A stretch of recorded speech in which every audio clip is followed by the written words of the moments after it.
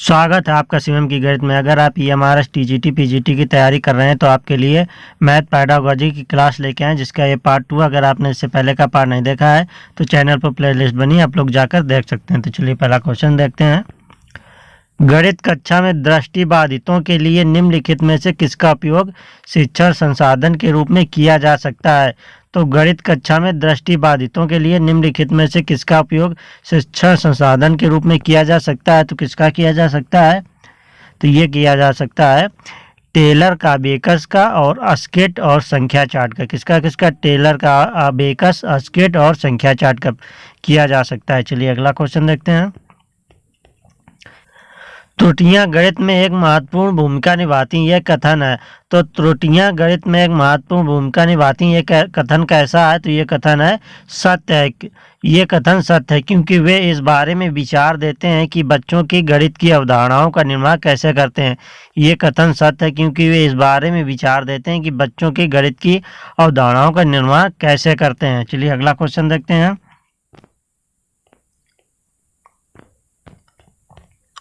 निम्नलिखित में से कौन सी विधि देखो, सुनो और सीखो के सिद्धांत पर आधारित है?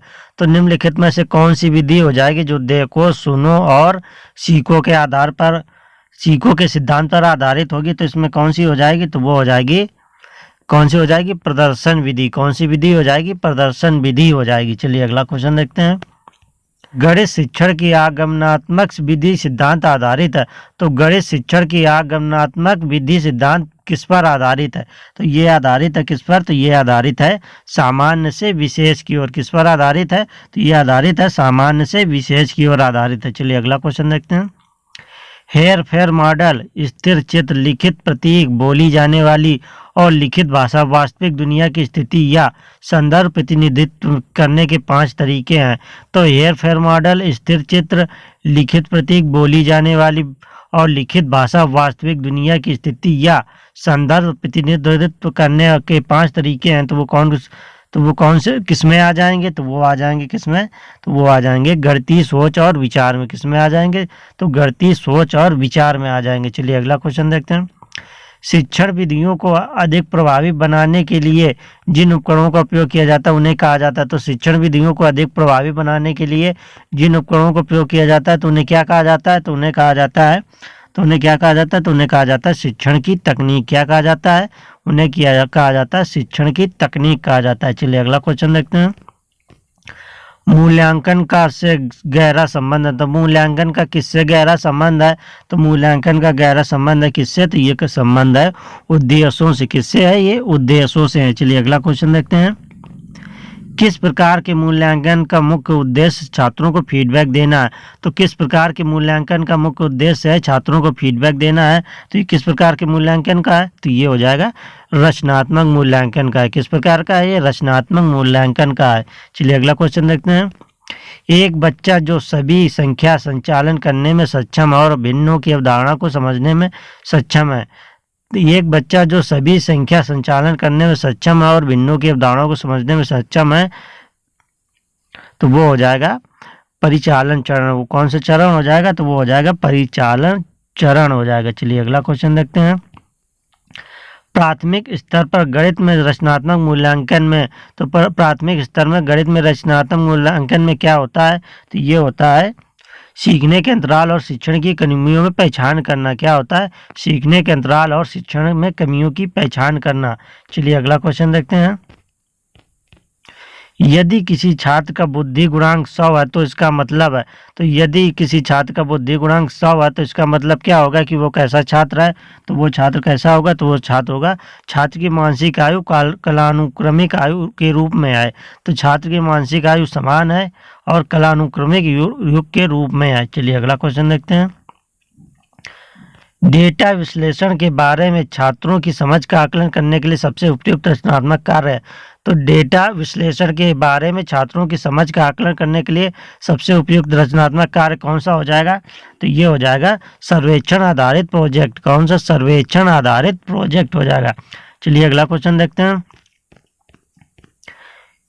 यदि छात्र 5000 50 को 550 लिखता है तो इसका मतलब है कि यदि छात्र 5000 50 को 550 लिखता है तो इसका क्या मतलब है, तो इसका मतलब है कि स्थानीय मान की अवधारणा स्पष्ट नहीं है। क्या है, स्थानीय मान की अवधारणा उसे अभी स्पष्ट नहीं है। चलिए अगला क्वेश्चन देखते हैं। गणित में मैपिंग के बारे में निम्नलिखित में से कौन सा कथन सत्य नहीं है।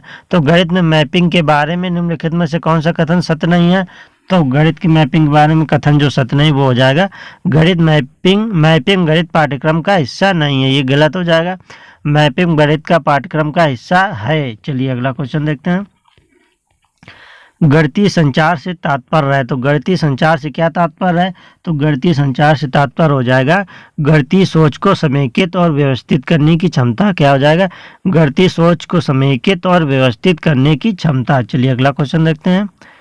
एनसीएफ 2005 के अनुसार निम्नलिखित में से कौन सा प्राथमिक स्तर पर गणित पढ़ाने का उद्देश्य नहीं है। तो एनसीएफ 2005 के अनुसार निम्नलिखित में से कौन सा प्राथमिक स्तर पर गणित पढ़ाने का उद्देश्य नहीं है, तो इनमें से कौन सा हो जाएगा, तो ये हो जाएगा उच्चतर अमूर्त गणित सीखने की तैयारी। कौन सा, उच्चतर अमूर्त गणित सीखने की तैयारी। चलिए अगला क्वेश्चन देखते हैं। एनसीएफ 2005 के अनुसार निम्नलिखित में से कौन सा प्राथमिक विद्यालयों में गणित शिक्षा का प्रमुख उद्देश्य नहीं है। तो एनसीएफ 2005 के अनुसार निम्नलिखित में से कौन सा प्राथमिक विद्यालय में गणित शिक्षा का प्रमुख उद्देश्य नहीं है। तो कौन सा प्रमुख उद्देश्य नहीं है, तो ये प्रमुख उद्देश्य नहीं है गणित में उच्च शिक्षा की तैयारी कराना। कौन सा नहीं है, प्राथमिक स्तर तक गणित में उच्च शिक्षा की तैयारी कराना। चलिए अगला क्वेश्चन देखते हैं। एनसीएफ 2005 के अनुसार स्कूलों में गणित पढ़ाने का संकीर्ण उद्देश्य है। तो एनसीएफ 2005 के अनुसार स्कूलों में गणित पढ़ाने का संकीर्ण उद्देश्य क्या है, तो इसका उद्देश्य है संख्यात्मक संबंधी कौशल विकसित करना। क्या है, संख्यात्मक संबंधी कौशल विकसित करना है। चलिए अगला क्वेश्चन देखते हैं।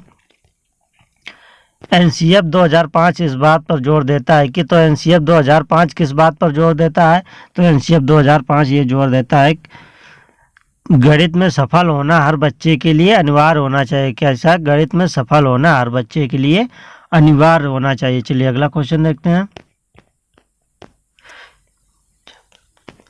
जब शब्द संबंधी समस्याओं का सामना करना पड़ता है तो राजन आमतौर पर पूछता है क्या मुझे जोड़ना चाहिए या घटाना चाहिए, क्या मुझे गुणा करना चाहिए या भाग। तो ऐसे प्रश्न पूछते हैं, प्रश्न सुझाते हैं। तो ऐसे प्रश्न क्या सुझाते हैं, तो ऐसे प्रश्न सुझाते हैं कि राजन को संख्या का संचालन की समझ नहीं है। कैसा, राजन को संख्या संचालन की समझ नहीं है। चलिए अगला क्वेश्चन देखते हैं। प्राथमिक स्तर पर गणित पहेलियां मदद करती हैं। तो प्राथमिक स्तर पर गणित में पहेलियां मदद करती हैं, किस प्रकार मदद करती हैं, तो ये मदद करती हैं समस्या समाधान कौशल को बढ़ावा देना। किस प्रकार मदद करती हैं, समस्या समाधान कौशल को बढ़ावा देना। चलिए अगला क्वेश्चन देखते हैं। भिन्नों की अवधारणाओं को प्रस्तुत करने के लिए एक शिक्षक शुरुआत कर सकता है। तो भिन्नों की अवधारणाओं को प्रस्तुत करने के लिए एक शिक्षक शुरुआत किस प्रकार कर सकता है, तो वो शुरुआत कर सकता है पहचान करना उनके आसपास की चीज़ों का आंशिक भाग, पहचान करना और उनके आसपास की आंशिक चीज़ों का भाग से। चलिए अगला क्वेश्चन देखते हैं।